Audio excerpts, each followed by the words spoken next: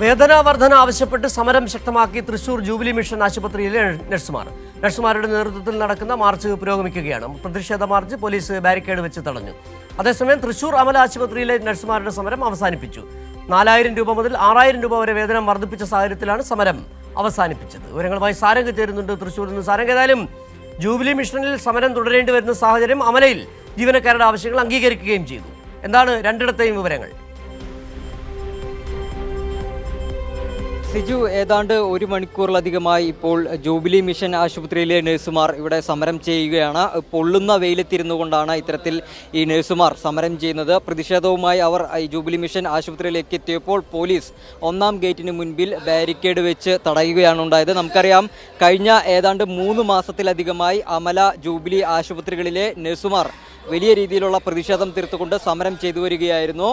അതിനിടയിൽ ഇന്ന് ഇത്തരത്തിൽ അമല ആശുപത്രിയിലെ നഴ്സുമാർ അവരുടെ സമരം അവസാനിപ്പിച്ചു. അത് ഏപ്രിൽ മാസത്തിൽ ഈ മാനേജ്മെൻറ്റ് മുന്നോട്ട് വെച്ചിരുന്ന ഒരു കരാറുണ്ടായിരുന്നു. ആ കരാർ ഇപ്പോൾ നഴ്സുമാർ അംഗീകരിച്ചു.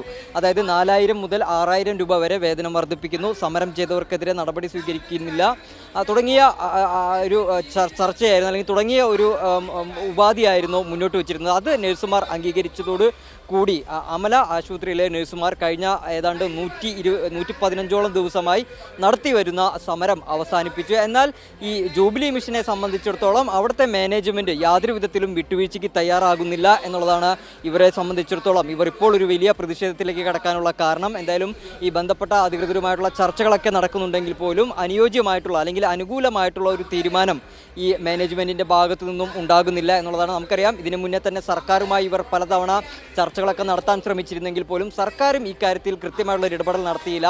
പലപ്പോഴും ഈ ചർച്ചകൾ വെക്കുന്നുണ്ടെങ്കിൽ പോലും ചർച്ച കൂടുന്നു, ചർച്ച കൂടിയതിനു ശേഷം പിന്നീട് ചർച്ച നടത്താമെന്ന് പറഞ്ഞാണ് ഗവൺമെൻറ് ഇക്കാര്യത്തിൽ ഒരു അലംഭാവം കാണിച്ചുകൊണ്ടിരുന്നത്. ഇതിൻ്റെ ഭാഗമായിട്ട് കഴിഞ്ഞ കുറച്ച് ദിവസങ്ങൾക്ക് മുമ്പും ഇത്തരത്തിൽ തിരുവനന്തപുരത്ത് ഒരു ചർച്ചയുണ്ടായിരുന്നു. അത് ഈ മന്ത്രി, ആരോഗ്യവകുപ്പ് മന്ത്രി, അതോടൊപ്പം തന്നെ തൊഴിൽ വകുപ്പ് മന്ത്രി എന്നിവരുടെ നേതൃത്വത്തിൽ ഈ UNAയുടെ അധികൃതരുമായി ബന്ധപ്പെട്ട ഒരു ചർച്ചയായിരുന്നു. എന്നാൽ ആ ചർച്ചയും വലിയ രീതിയിൽ തന്നെ പരാജയപ്പെട്ടു. ഈ മിനിമം വേതന നിയമം പാസ്സാക്കാൻ സർക്കാർ തയ്യാറായില്ല.